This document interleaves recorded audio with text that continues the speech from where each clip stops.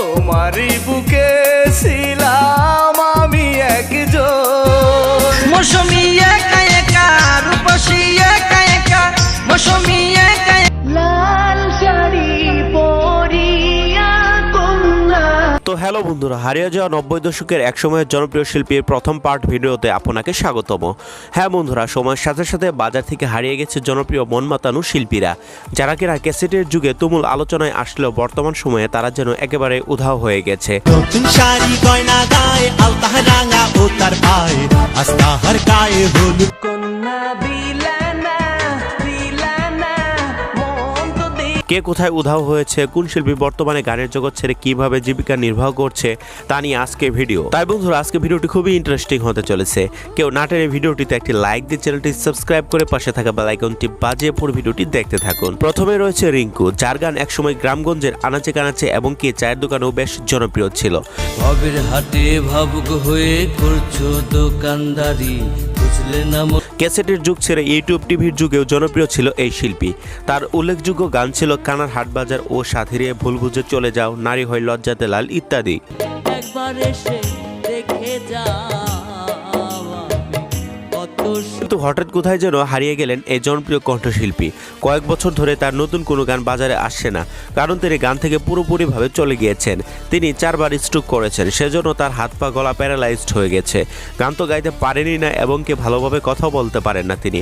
তখন থেকে আমি যে উদ্দেশ্য নিয়ে যাই আর বাংলা লোকগীতি গাবো আমি, সেটা নিয়ে আমি। বর্তমানে এর জনপ্রিয় কণ্ঠশিল্পী ঢাকা ছেড়ে নিজের গ্রামের বাড়িতে বসবাস করছেন। এরপর রয়েছে 90 দশকের আরেক বিখ্যাত শিল্পী বিপ্লব। নতুন শাড়ি গয়না গায়ে আলতা রাঙা ও তার পায়ে আস্তাহার গায়ে যার গান একসময় সিডি ক্যাসেটের মাধ্যমে লক্ষ লক্ষ টাকা ইনকাম করত। চাঁদের বাতির কসম দিয়া ভালোবাসিলি সূর্যে। বর্তমানে তিনি প্রবাসে আছেন, তবে তার নতুন গান ইউটিউবে মাঝে মধ্যে শোনা যায়। দেশের বিভিন্ন পরিস্থিতিতে তিনি গান করে থাকেন, কিন্তু এখন তার আগের মতো জনপ্রিয়তার মার্কেট নাই। বর্তমানে এই জনপ্রিয় শিল্পী আমেরিকায় ট্যাক্সি চালিয়ে জীবিকা নির্বাহ করে যাচ্ছে। এরপর রয়েছে শরীফউদ্দিন, বুরকা পোরামে পাগল করেছে একটা বুরকা পোরামে, যে কিনা বাউল আর মাজারে গান করে একসময় খুবই জনপ্রিয় শিল্পী ছিলেন। এমনকি সে বিভিন্ন ইসলামী সঙ্গীত গেয়েও ব্যাপক মার্কেট কাঁপিয়েছে। আমার ল্যাংটা বাবার লাইগা গো মন করে আনছান। বর্তমানে তার নতুন কোনো গান বাজারে নাই, এছাড়া তার কোনো খোঁজ খবরে নেই। কেউ বলছে শরীফউদ্দিন গান থেকে পুরোপুরি চলে গিয়েছে, কেউ বলছে তিনি দেশের বাইরে চলে গিয়েছেন। আসলে তিনি দেশেই রয়েছেন, যদিও তিনি গান থেকে বিরত রয়েছেন। বেশ কিছুদিন আগে শাকিব খানের উড়াধরা গানের লিরিক্স নিয়ে বেশ আলোচনায় এসেছিলেন তিনি। এরপর রয়েছে শান্ত, তোমারই বুকে ছিলাম আমি একজন। যে কিনা 90 দশকের বুলবুল অডিও সেন্টারের একজন নিয়মিত শিল্পী ছিলেন। যাই রে ওই যাই চলে যায় পালকি চলে। তিনি ক্যাসেটের যুগের সময় মাধুরীকে নিয়ে মাধুরী শিরোনামে কষ্টের গান গেয়ে ব্যাপক সাড়া ফেলেছিলেন। মাধুরী তুই না আসিলে আমি মরার আগে কেমন করে। তার কণ্ঠে কষ্টের বিরহে গানগুলো রেডিও থেকে শুরু করে চায়ের দোকানে বসেও শোনা যেত। বর্তমান সময়ে তার ক্যাসেট যুগের কষ্টের বিরহের গানগুলো তেমন আর শোনা যায় না, এমনকি তিনি গান থেকে বেশ দূরে রয়েছেন। তার নতুন কোনো গানও এখন সাড়া ফেলতে পারেনি। বর্তমানে তিনি গান থেকে দূরে সরে পারিবারিক কাজে নিয়োজিত। এরপর রয়েছে সুহাগ, যার গান ক্যাসেট থেকে শুরু করে টিভি চ্যানেল ইউটিউবে ব্যাপক জনপ্রিয় ছিল।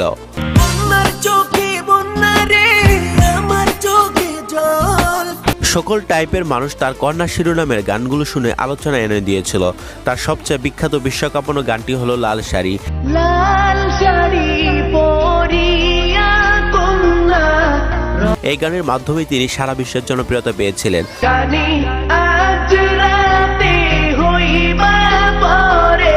তার উল্লেখযোগ্য গানগুলো হলো কন্যার চোখে বন্যা, কন্যা মন্ত দিলা না, কন্যা কাইন্দ না, কন্যা নদীর ঘাটে যায় না ইত্যাদি। কন্যা বিলানা বিলানা মন তো দিলা। বর্তমান সময়ে তিনি গান থেকে অনেক দূরে রয়েছেন। তার নতুন কোনো গানও বাজারে আসছে না, তবে তার পুরাতন গানগুলো তিনি নতুন করে গিয়ে বাজারে ছেড়েছেন। লাল শাড়ি পরিয়া কন্যা। তো যাই হোক বন্ধুরা, এক সময়ের পুরোপুরি জনপ্রিয় সেরা 5 জন শিল্পীর কণ্ঠে আপনার কাছে কোন শিল্পীর কোন গানটি আজও আপনার মনে রয়ে গেছে তা কমেন্টে জানিয়ে যাবেন। তো বন্ধুরা, আজকে ভিডিওটি এ পর্যন্তই। তো ভিডিওটি যদি ভালো লেগে থাকে তাহলে অবশ্যই চ্যানেলটিকে সাবস্ক্রাইব করে দিবেন। ততক্ষণে সবাই সুস্থ থাকবেন, ভালো থাকবেন। আল্লাহ হাফেজ।